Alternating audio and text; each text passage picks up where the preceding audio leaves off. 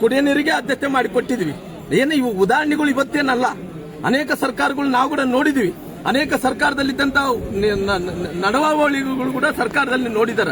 ನಮ್ದೇನು ಅವತ್ತು ಕುಡಿಯಕ್ಕೆ ನೀರು ಕೊಟ್ಟಾರ, ರೈತರಿಗೆ ನೀರು ಕೂಡ ಕೊಟ್ಟಾರ, ಕಾಲುವೆಗಳ ನೀರು ಬಿಟ್ಟಾರ.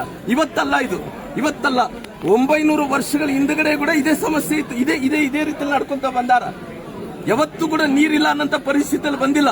ಡೆಡ್ ಸ್ಟೋರೇಜ್ ಆದಂತ ಟೈಮಲ್ಲಿ ವಿಜಯನಗರ ಕಾಲುವೆಗಳಲ್ಲಿ ನೀರು ಕೊಟ್ಟಾರ.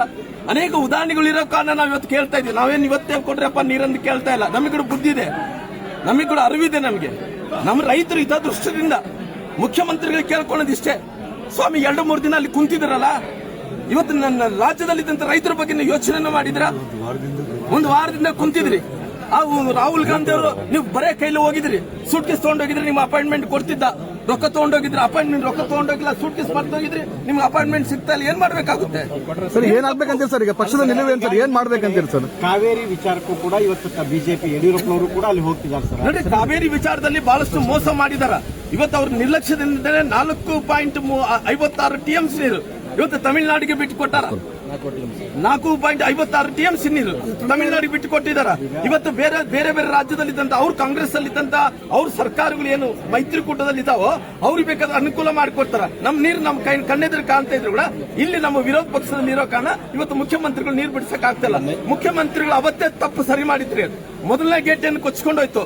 ಮೊದಲನೇ ಗೇಟ್ ಕೊಚ್ಕೊಂಡಂತ 2023ರಲ್ಲಿ 24ರಲ್ಲಿ ಕೊಚ್ಚೋದಂತ ಟೈಮಲ್ಲಿ ಅವರು ಉಪಮುಖ್ಯಮಂತ್ರಿಗಳಾಗಿ ಅವ್ರು ಇದೇ ಸಂಬಂಧಪಟ್ಟಿದ ಮಂತ್ರಿಗಳಾಗಿ ಏನ್ ಹೇಳಿದ್ರು, ಆದಷ್ಟು ಶೀಘ್ರದಲ್ಲಿ ಬೇಗ ರೆಡಿ ಮಾಡಿಸ್ತೀನಿ ಅಂತ ಹೇಳಿದ್ರು. ಅಲ್ಲಿ ಕದಾಯ ಸ್ವಾಮಿ ಅವರಿಗೆ ಬಿಲ್ ಕೊಟ್ಟಿಲ್ಲ 52 ಕೋಟಿ ರೂಪಾಯಿ. ಅಲ್ಲಿ ತಡವಾಯ್ತು. ಮತ್ತೆ ಅವ್ರು ಹೇಳಿದ್ರು ಎಲ್ಲ ಗೇಟ್ಗಳು ರಿಪೇರಿ ಮಾಡ್ಬೇಕಂದ್ರು, ರಿಪೇರಿ ಮಾಡಿದ್ರು. ಅವ್ರು ಇವತ್ತೇನಾಗಿದೆ, 1 ವರ್ಷಗಳ ಕಾಲ ಕಳೆದ್ಬಿಟ್ರು. ಒಂದು ಬೆಳೆ ನೀರು ಕಳೆದ್ರು, ನಮಗೆ 2 ಬೆಳೆ ನೀರು ಕಳೆದು 2 ಬೆಳೆ ನಷ್ಟ ಆಯ್ತು. ಇವ್ದು ರೆಸ್ಪಾನ್ಸಿಬಿಲಿಟಿ. ನಮ್ಗೆ ಪರಿಹಾರ ಹಣವನ್ನು ಕೊಟ್ಟರೆ ತಾವು ಪರಿಹಾರ ಹಣವನ್ನು ಕೊಟ್ಟಿಲ್ಲ ನಮಗೆ. ಇವತ್ತು ಇಷ್ಟೊಂದು ಮೋಸ ಮಾಡಿ ಮುಖ್ಯಮಂತ್ರಿಗಳು ಇಲ್ಲಿ ತನಕ ಆಗಿದೆ. ಯಾವುದೇ ರೀತಿಯಲ್ಲೂ ಕೂಡ ಈ ಭಾಗದಲ್ಲಿದ್ದಂತ ರೈತರ ನಿರ್ಲಕ್ಷ್ಯ ಮಾಡಂತ ಕೆಲಸ ಮಾಡಿದೆ. ಇವತ್ತು ನಮ್ಮೆಲ್ಲ ನಾಯಕರು, ಬಿಜೆಪಿ ನಾಯಕರು, ನಮ್ಮ ರಾಷ್ಟ್ರೀಯ ನಾಯಕರು, ರಾಜ್ಯ ನಾಯಕರು, ನಮ್ಮ ರೈತರೆಲ್ಲರೂ ಕೂಡ ಹೋರಾಟ ಮಾಡ್ತಾ ಇದ್ವಿ. ಜನಾರ್ದನ್ ರೆಡ್ಡಿ ಅವರ ನೇತೃತ್ವದಲ್ಲಿ ಈ ಹೋರಾಟ ಏನಿದ್ರು ಎಲ್ಲಿ ತನಕ ನೀರು ಬಿಡಲ್ಲ ಅಲ್ಲಿ ತನಕ ಈ ಹೋರಾಟವನ್ನು ಮುಂದುವರಿಸುವಂತ ಕೆಲಸ ಮಾಡ್ತೀವಿ. ಪಾದಯಾತ್ರೆ ಮೂಲಕ ಇವತ್ತು ಮುಂಡ್ರಾಬಾದ್ಗೆ ಸೇರ್ಕೊಂತೀವಿ.